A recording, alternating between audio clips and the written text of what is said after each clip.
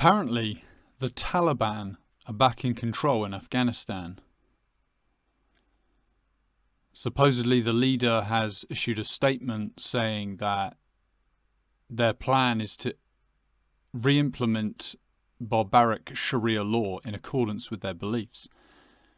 Everyone will be required to hide their face, stand apart from each other, and ritually wash their hands up to 5 times a day. Anyone who refuses will be treated like an outcast and called rude names like infidel. Yeah, it's a bit like that, isn't it? It's ridiculous. Julie and I have just come back to Avalon. We've been on holiday to the far western end of Brittany. And we did a lot of touristy stuff while we were there. The town we stayed in was called Douarnenez, and it's a lovely little seaside, fishing village, lots of little sailing boats, stuff like that, lovely sheltered bay. And there's a little island with trees and a house. I mean, I say little island, it's a fair-sized island. But when it's low tide, you can just walk out across the mud, the stones, and go out and have a look. And there's a guided tour of this island. So we booked ourselves one day to go on this tour, and we turned up in the morning. There were maybe 30 people gathered round waiting. About half of them had masks on. We're outdoors. I only wear a mask when I go into shops, really. And the tour guide turned up. He gathered everyone together.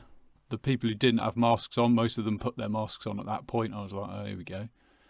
And we walked down to the edge of the concrete slip road that we were on, and he started speaking in French, and pretty much the first thing he said was, right, this is all about health and safety, about COVID.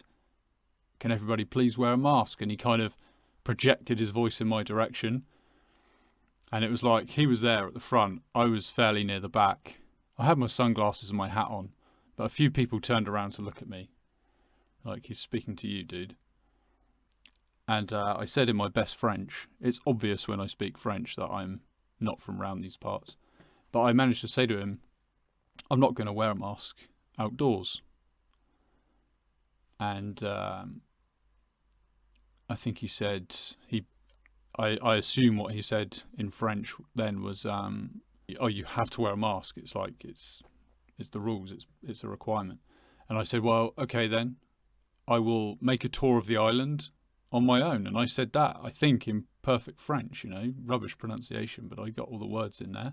I'll make a tour of the island myself. And he started rabbiting on in French then, because now his authority's been challenged. And I've also offered a solution. Well, I'll just go on my own then I won't be anywhere near you guys.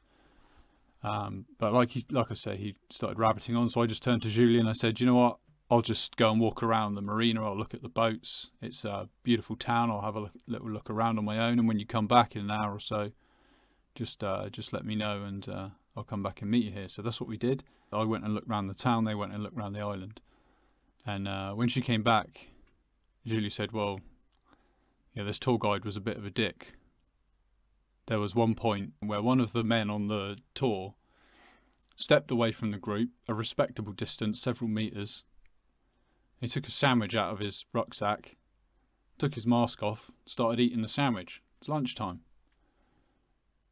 And the guide apparently broke off the tour, stopped what he was saying and said, excuse me, sir, you're not allowed to eat. Put your mask back on. This would be what I would call an extreme level of, slavish adherence to regulations that are handed down from, God knows where. His boss will have told him, oh, you've got to obey these regulations. You've got to make sure the tour party follow the rules. But, a lot of the time this weekend, I haven't worn a mask. I'll give you a good example. We went on a boat trip, a really lovely boat trip. The weather was absolutely perfect. This was like not a sailing boat, but an engine thing. It was a great big passenger ferry, and we were on it for an hour to ride out to this island. What was it? The Ile de Saint, the Isle of Boob. And it was population about 200 in the tourist season, at least catering to tourists, and they unload the boat and maybe 150 people get off this boat, wander around the island. It's tiny. You can walk around it in half an hour. There's many lighthouses there. And then you have lunch, sit on the beach for a bit and come back. It was a really lovely day, but I didn't wear a mask on that boat at all. We had the drivers just behind us, so sometimes the other guys on the boat would come forward to speak to the drivers and then go back and do whatever they were doing, looking after the passengers. And I made eye contact with them. There was acknowledgement, there were smiles, and this is the thing, I'm on this boat and you got everyone around you, pretty much 90% of them are wearing masks. Not many people seem to make children wear masks, and there are a lot of people who just let the mask slip down beneath the chin, but I was literally there with no mask whatsoever. And if anyone looks at me, looks directly at me, it's such a subconscious thing. Sometimes you don't even notice whether someone's wearing a mask. I know it sounds weird to say that, but if it's not on your mind, you can be in a situation where I can't remember what proportion of the people were wearing them. But on that boat, I felt like every now and then there was someone looking right at me, looking me in the eye, like, I wonder why he's not wearing a mask. I wonder if he's mask exempt. But no one said anything to me.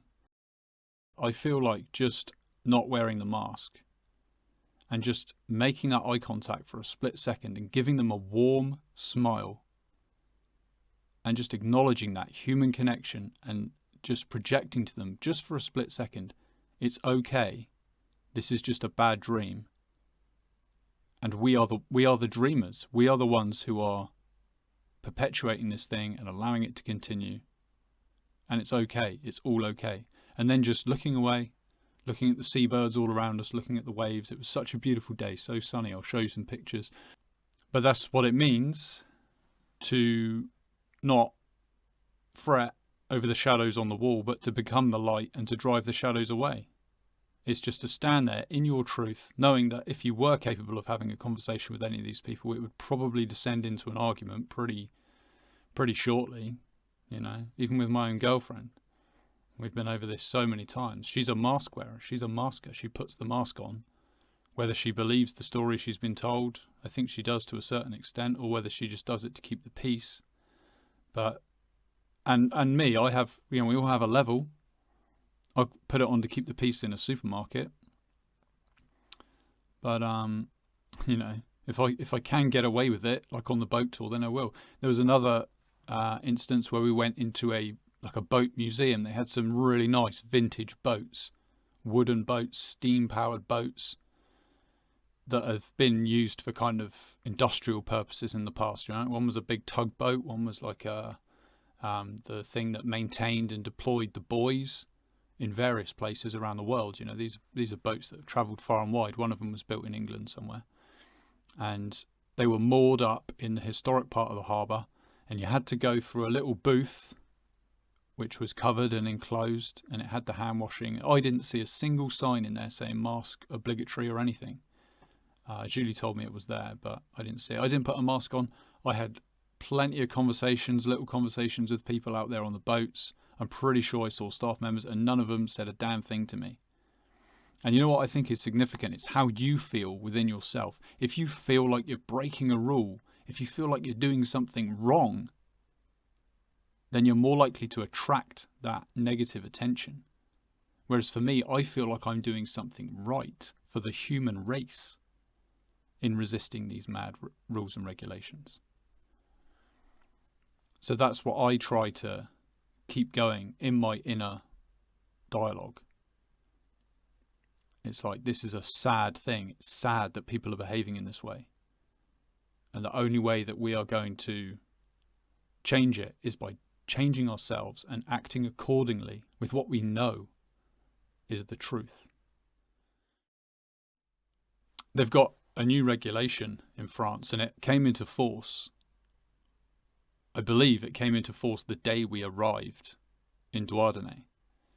And it is that restaurants and bars, cafes are allowed to open and function as normal. They still require people to wear a mask whilst they're being seated, which is fucking dumb if you think about it. Put a mask on for 5 seconds whilst the waiter finds you a table, and then you can take your mask off because obviously you need to eat and drink. That is fucking dumb. So I don't have anything to do with that. We almost always sit outside, so it's not a problem.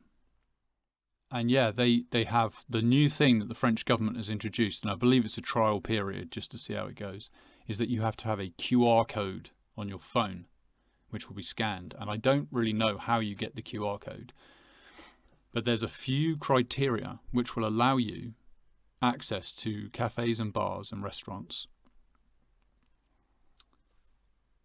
Now, one of them is that you've been tested for COVID and you've tested positive, and from that positive test for the next 6 months, because that's how they've decided that the human immune system can remember a disease for 6 months.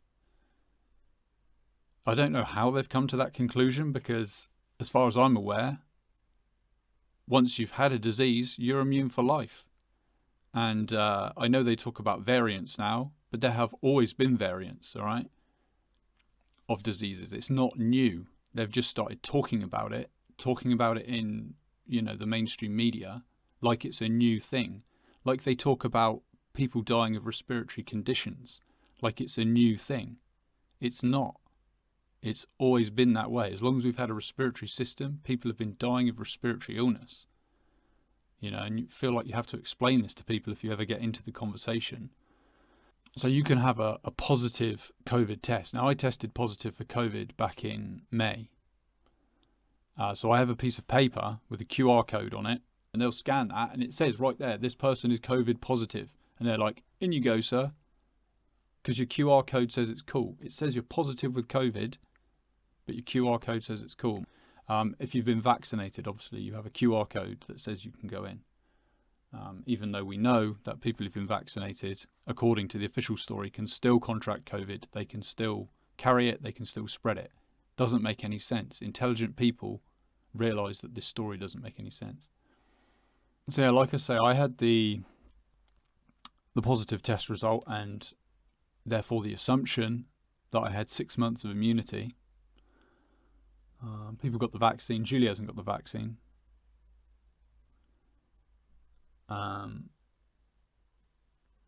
So what she needs is a clear test result, right? So this is the thing. Like, she tried to go into a cafe. She just wanted a lemonade or something.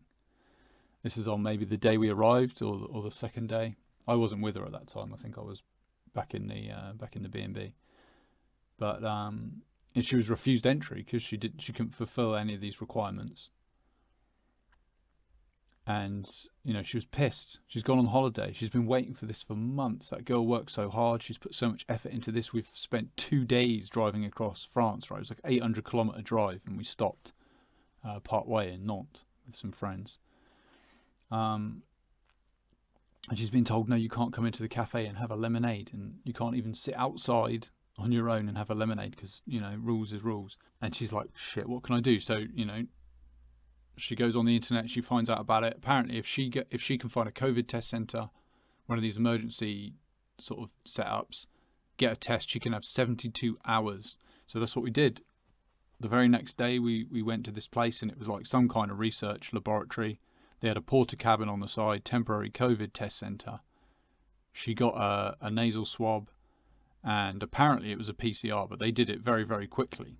So I'm not even sure it was a PCR, but maybe they had the facilities on site and they did it. And she came out of there with a QR code that said 72 hours you can go into cafes and restaurants and stuff because you've tested clear. So, when we had the test back in May, my girlfriend tested.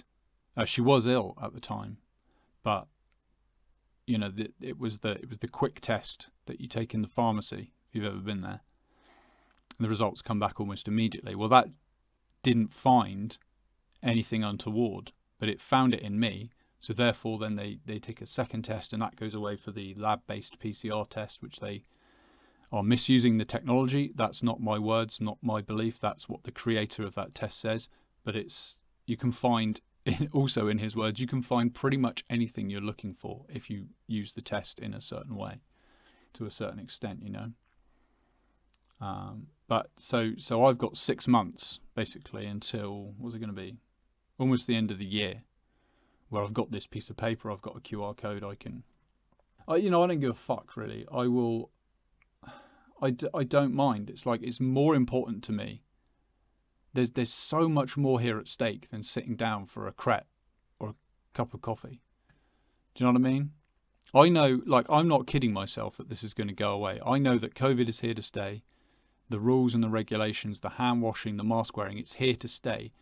The fact that there are people, masses of people, who believe that if we take enough vaccines and we lock down enough and we behave ourselves and we just follow the science, as they call it, they think that this will all go away. That's what they've been told. If you keep doing the things that you don't want to do, eventually you won't have to do the things that you don't want to do, which is insane. But that's where we are. And I don't think it's ever going to change. I think that, I don't know, mate, I need to have more faith in the human race. If I can free myself from this, then I need to understand that anyone can. Anyone can think their way out of this trap. And indeed, I am optimistic. I believe that more and more people are waking up all the time. I think they're inflating the statistics for how many cases there are, how many deaths there are. It makes sense then that they're inflating the number of cases for how many people have taken the vaccine. I think they're inflating all of these numbers because it's easy for them to do that. And it's propaganda. It's a popularity contest, basically. It's a popularity contest. Do you believe that there is a super dangerous virus? It's a popularity contest. Do you believe that we need to impose rules and regulations on people to try and combat that? Wearing masks is a fashion statement as far as I'm concerned. You know, I trust people who claim authority over me, is what you're saying when you put a mask on. And I believe that these people do have authority over me. And I believe that someone else is going to make better decisions for my health and well-being. And I know what the response is because it's the same every flipping time. I don't wear a mask for me, I wear it for other people. You know, again, it's down to the individual to choose an acceptable level of risk. Okay, when I was really ill at that time, back in May, when I tested positive for COVID, I was extremely cautious about going near to anybody, except with the exception of Julie, because it seemed like she had given it to me. I was exceptionally cautious about going out, going into other people's homes. I think it happened once, and I wore a mask when I came in to sit down for dinner, because I don't believe that there is an infectious virus called COVID, and I'll go into this in depth in another video. But yeah, I believe that there are respiratory conditions which may be transferred from one person to another, but I'm not certain that it happens on a physical level. And I'm absolutely certain that the experience I was having at that time, which was diagnosed as COVID, was not primarily physical in nature. It had physical symptoms, but it had not been transferred to me physically, you know, based on personal experience. But even so, I am open to the possibility that the entire story we've been told by the experts, by the World Health Organization, by the governments, by the pharmaceutical giants who are making the vaccines and say, yeah, this shit is actually worth taking, it actually works, etc., etc. I'm entirely open to the possibility that all of that is real. So I did take that precaution that one time. And they looked at me like, what the fuck are you doing, man? Coming into our house wearing a mask? Are you crazy? They didn't want me to wear a mask because it's weird. It's weird to go into a friend's house wearing a mask. You know, we've had it. My girlfriend's parents came to visit us, and you know, her mum comes to the door wearing a mask, and it's just like, how hard have you bought into this propaganda? You know, how much of this bullshit have you swallowed? It's going to get worse before it gets better, I think. But you know, I know, I know what I need to do is I need to make just share little thoughts like this, because I know the guys who watch my frequencies. In fact, I know a lot of people who watch my frequencies probably think I'm a lunatic, probably disagree with what I'm saying. So I'm speaking for them also. I'm hoping to wake people up. People do need to be woken up because they have no idea what they're sacrificing. They're not thinking it through. But I'm also speaking to the guys who watch regularly, who comment, and it's important that we do. It's important that we make our voice heard. It's important that we behave the way I do. Don't wear a mask unless you absolutely feel you have to. Smile at people and just be peaceful about it. Just be calm. Just set an example of how to behave. That's how we're going to change things. Because I've heard, please confirm this, anyone who lives in Britain and knows the truth, but I've heard that mask wearing has become optional. But I've also heard that certain things, maybe it's down to the proprietor to decide, maybe sporting events and concerts, you still have to wear a mask. So, let me know what's going on there. Now, like I say, in France, there's this trial period of cafes and bars are open, but you've got to have this QR code. There's a few criteria. And, I'm going to try and come back on soon and talk about my experience with COVID, because I haven't revealed this on the channel, but I had an experience which coincided with a positive COVID test. And I'm going to explain why I talk about it like that. I'm going to explain why whenever I write the word COVID, it's always in quotation marks. I've been pondering these things for a long time, and I think I've got something to contribute to the conversation. A lot of it's not new, because there are many people who've been pulling this story apart. But I'm just here to say that I was in this place, I was in this tourist place, and I was behaving almost normally, and I got very little hassle. Really, it was that one tour guide that was the only person who hassled me in the entire 9 or 10 days we were there. So just stay positive. Don't wear the mask unless you absolutely have to. Fuck all that shit. It's just Babylon messing with our minds.